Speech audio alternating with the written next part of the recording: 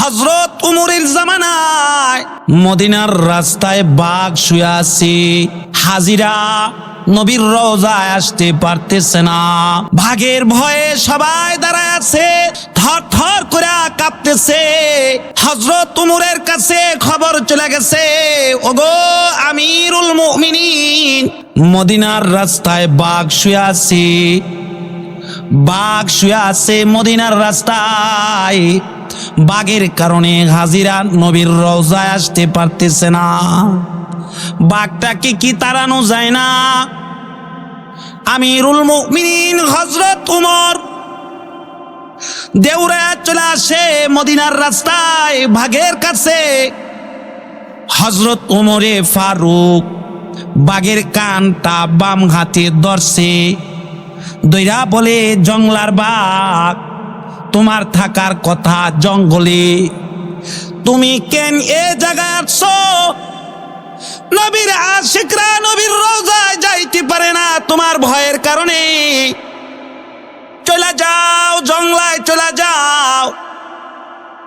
বাঘ বলে, যে মানুষে আমি ফায়রা সিরা খাই, যেই মানুষ আমাকে আমার আওয়াজ, কণ্ঠের আওয়াজ শুনলে ভয়ে পালায়, যে মানুষ আমার ভয়ে দৌড়ায়, কি দেখলাম আজকে ওই মানুষ আমার কানে ধরছে। আমি যে বাঘ, তুমি কি টের পাও না? বাঘ তার চেহারাটা ঘুরাইতেছে যে আমি খাপ দিব। আল্লাহ তাআলা বাঘ রে বলে, বাঘ, চেহারা ঘুরায়া তাকায় না, এটা আমার নবীর সৈনিক, আমার নবীর প্রেমিক। হযরত উমর বাঘ যখন চেহারাটা ঘুরাইতেছিলেন, বাম হাতে কানে ধরে রাখছে, ডান হাতে বাঘের গালে থাপ্পড় মেরা ফেলাইছে। বাঘের গোসা আইসা যায়, আরশের মালিক বলে, আল্লাহ বলে, বাঘ গোসা করো না, জঙ্গলার দিকে দেউড়াইতে থাকো। বাঘ দেউড়ানো আরম্ভ করে দিছে। কিছুক্ষণ যাওয়ার পরে বাঘ পিছনের দিকে ফিরা তাকাইতে চায়। আমিরুল মুমিনিন হযরত ওমর বাঘকে আবার খাপ দিয়ে বলে, কেন দাঁড়াইলি, আরেকটা কিন্তু দেবো। বাঘ চলে যায়। ওই সেই ওমর, যে ওমর আমির হইলেন, বাদশাহ হইলেন, মক্কা মদিনার প্রেসিডেন্ট ওমর, রাতের বেলা ঘুমায় না, দরজা লাগায়া ওমর ঘুমায় না। দরজা খুইলা খেজুর পাতার ছাউনির ঘরের ভিতরে মাঝে মধ্যে ঘুমায়। লোকেরা জিজ্ঞাসা করে, আমিরুল মুমিনিন, কেন আপনি রাতের বেলা ঘুমান না? হযরত ওমর বলে, আমার নবীর সাহাবীরা যদি রাত্রির বেলায় আমার কাছে কিছু বলার জন্য আসে, যদি আইসা দেখে আমি দরজা লাগায়া ঘুমায় আছি, হয়তোবা তারা কষ্ট পাইতে পারে। কেমন কি এই ওমর রাতের বেলা জঙ্গলার আশেপাশ দিয়া বাড়িতে ঘুরে ঘুরে দেখে কে না খায় আছে, কে অসুস্থ আছে, কার কি সমস্যা হযরত ওমর দেখে। একদিন রাতের বেলা হযরত ওমর তার গোলাম আসলাম রে লইয়া পাহাড়ের আঁকা বাঁকা পথ দিয়া হযরত ওমর মরুপ্রান্তর দিয়া চলতেছে। হযরত ওমর নজর করে দেখতেছে কতগুলা শিশু বাচ্চা শুয়ে আছে। খোলা ময়দানে একটা বৃদ্ধা মহিলা তার পাতিলে নিচে আগুন দিয়া জাল দিতেছে। আমিরুল মুমিনিন হযরত ওমর হাঁটতেছে, নজর করে দেখতেছে একটা শিশু বাচ্চা ঘুম থেকে ওইটা হাউমাউ করে কাঁদতেছে আর বলতেছে, মা, পেটের ক্ষুধার যন্ত্রণায় বাঁচি না, মারে আমাকে কি খাবার দেওয়া যায় না? মা বলে বাবা অপেক্ষা করো, রান্না করতেছি, রান্না হইলে পরে খাবার পাইবা। বাচ্চাটা কিছুক্ষণ ক্ষুধার তাড়নায় কান্তি কান্তি খাবারের লাইগা বাচ্চা ঘুমায় যায়। আমিরুল মুমিনিন ধীরে ধীরে মহিলার নিকটে চলে যায়। মহিলাকে যাইয়া সালাম দিলেন। মহিলা সালাম নিয়া বলে, তুমি কে? আমিরুল মুমিনিন বলে, মা আমি একজন মুসাফির। কি সমস্যা?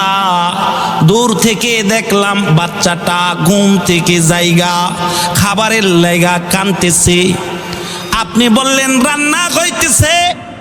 লম্বা সময় তাকায় দেখলাম কোনো কিছুই তো রান্না শেষ হয় নাই।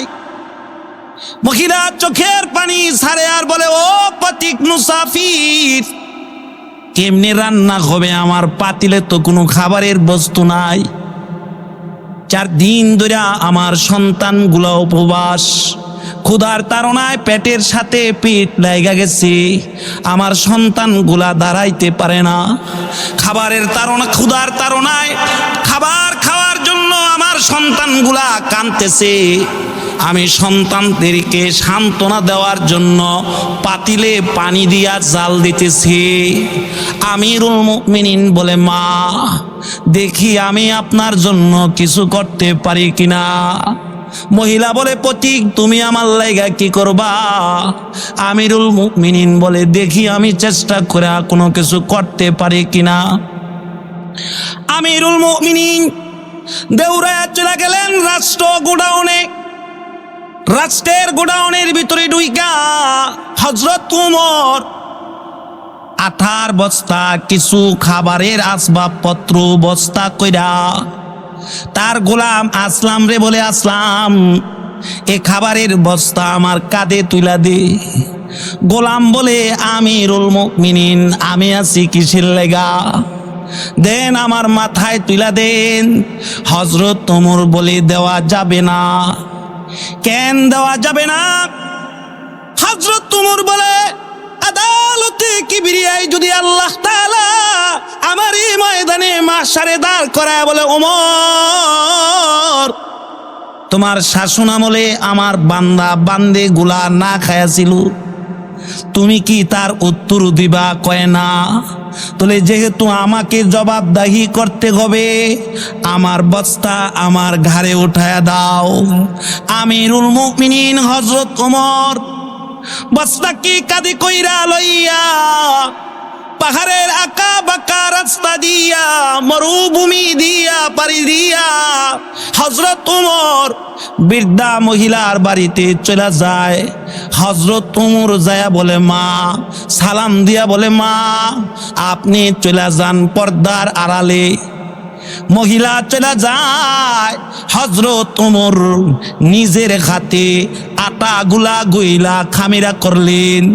নিজের হাতে হযরত ওমর রুটি বানাইলেন। হযরত ওমর রুটি বানায়া মহিলাকে বলে, মা আমি প্রতীক মুসাফির চলে যাই, রুটি বানানো আছে, রুটি আপনি খাইবেন, আপনার সন্তানদেরকে খাওয়াইবেন। মারে আবার এগুলা শেষ হওয়ার আগে আমি আবার আপনার কাছে খাবার পাঠায়া দেব। মহিলা বলে, ও পথিক তোমারে চিনি না জানি না, তুমি আমার সন্তানের ক্ষুধার তাড়না দেখা নিজে মাল সামান আয়না ময়দা আয়না রুটি বানায়া আমার সন্তান এবং আমার খাবারের ব্যবস্থা করলা। আল্লাহ যদি উমর রে বাদশাহ বানায়া তোমারে বানাইতো, দেশের একটা দুর্বল মানুষও না খায়া থাকতো না। আমিরুল মুমিনিন হযরত ওমর চলে যায়। পরের দিন সকালবেলা আমিরুল মুমিনিন রাষ্ট্রের মিটিংয়ে বসে গেছে, রাষ্ট্রীয় কাজে। মিটিং শেষে আমিরুল মুমিনিন সেনাপতিকে আদেশ করছে, এমক পাহাড়ের চূড়ায় এমক মরুভূমির পাশে একজন মহিলা আছে, তার 2-3টা বাচ্চা আছে। এই মহিলাটাকে ধইরা আমার আদালতে হাজির কর। সেনাপতি পোস্ট পাঠায়া দিছে, পুলিশ পাঠায়া দিছে মহিলাকে ধইরা আনার জন্য। মহিলার বাড়িতে চলে গেছে। মহিলাকে যাইয়া বলে, আমিরুল মুমিনিন হযরত ওমর আপনাকে তার আদালতে কাঠগড়ায় যায় দাঁড়ানোর কথা বলেছে, চলেন আমাদের সাথে। মহিলা বুঝা ফলাইছে, মনে হয় আমিরুল মুমিনিন আমার ব্যাপারে জাইনা ফলাইছে। মহিলা বুঝা ফলাইছে, মনে হয় প্রতীক মুসাফির আমিরুল মুমিনিন হযরত ওমরের কাছে যায়া আমার বিরুদ্ধে নালিশ করছে। মহিলা সন্তানদেরকে বুকে লইয়া চোখের পানি ছাড়ে আর বলে, ও সন্তানেরা, আমি তোমাদের মা, মনে হয় তোমাদের সাথে আমার আর দেখা হবে না। জনমের জন্য আমি মারে ভালো করে দেখাল, কারণ আমিরুল মুমিনিন হযরত ওমরের আদালতে আমার বিচার হবে। জানি না কি হয়, তবে সন্তানেরাতে জনমের মতো ভালো করে আমি মায়েরে দেখাল, মনে হয় আর কোনোদিন তোদের সাথে আমার দেখা হবে না। সন্তানদেরকে বুকে লইয়া মা কাঁদতেছে। সন্তানদেরকে থইয়া ওমরের ফুস বাহিনীর সাথে চলে আসছে বিচারের কাঠগড়ায়। আয়সা দেখে যে রাত্রিবেলা ময়দার বস্তা কান্দে কইরা, আটার বস্তা কান্দে কইরা লইয়া, তেল আসবাবপত্র কান্দে কইরা লইয়া তার বাড়িতে যাইয়া চুলায় রুটি বানাইছে, সে আজকে এই বিচারের সিংহাসনে বসে আছে। তার মানে মহিলার বোঝার বাকি রয় নাই, হযরত ওমর গতকাল রাতে আমার বাড়িতে গেছে। মহিলা বয়ে থরথর করে কাঁপতেছে। আমিরুল মুমিনিন বিচার করার জন্য বসে গেছে। হায় হায়, মহিলা বলে, না জানে আমার কি বিচার যে হয়। হযরত ওমর তার পাগড়িটা দিয়া দুটা চোখের পানি ছাড়ে আর বলে, মা, ও মা, আল্লাহর আদালতে কেন বিচার দেন?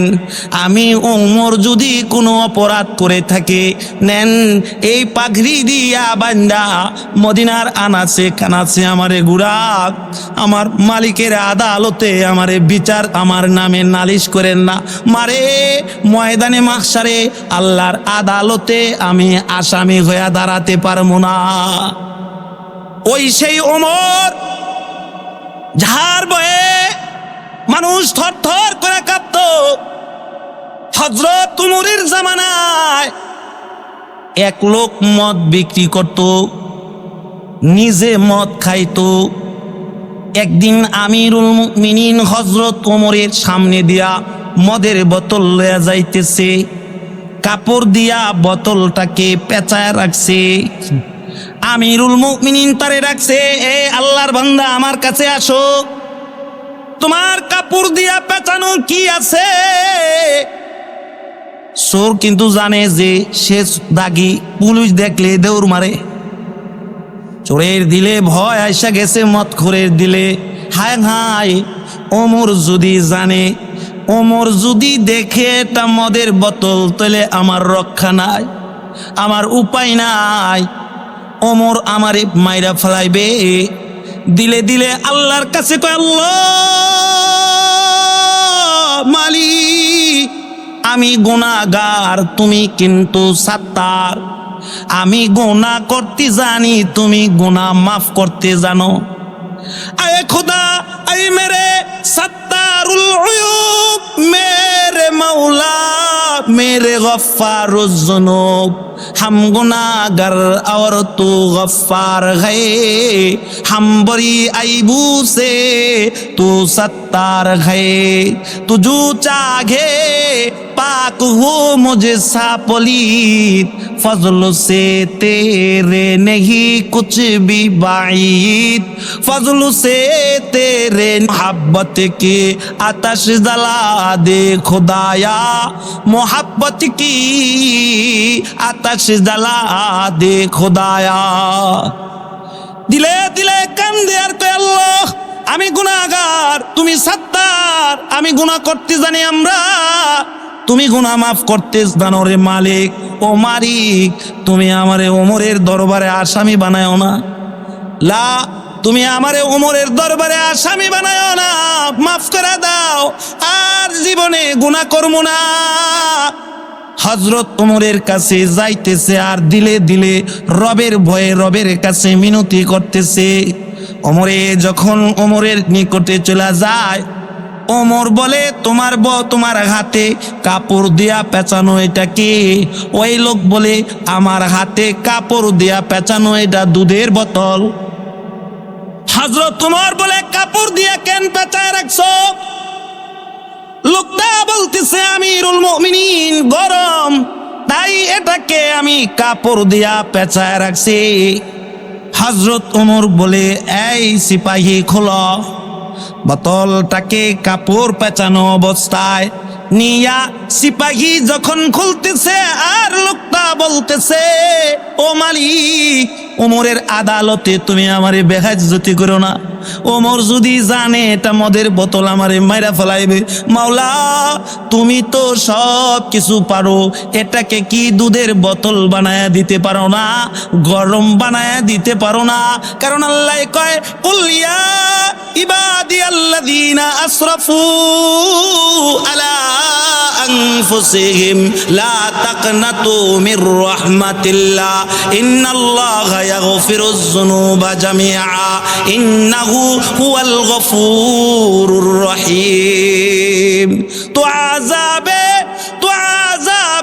नार से हमको बचा हूँ न हम बेअबरू रोज़े जज़ा हूँ न हम बेअबरू रोज़े जज़ा ওই যে আল্লাহর রহমতের দরিয়া জোশ মাইরা গেছে গা আল্লাহ তাআলা মদের বোতলকে দুধের বোতল বানায়া দিছে আসমানের মনিব মাওলা এই যে কাপড় দিয়া পেঁচায় রাখছে এই কারণে দুধের বোতলকে গরম করে দিছে হায় হায় এমন গরম করে দিছে ওমর বলে যাও চলে যাও আসলেই তুমি সত্য বলেছো ওই লোকটা ওমরের কাছ থেকে যাইয়া মালিকের কদমে সেজদা দিয়া কান্দে কয় মালিক তুমি কথা কইলে বান্দার কথা শোনো কারে তুইয়া কারে ডাকছি ও মালিক তাওবা করলাম আর জিন্দেগিতে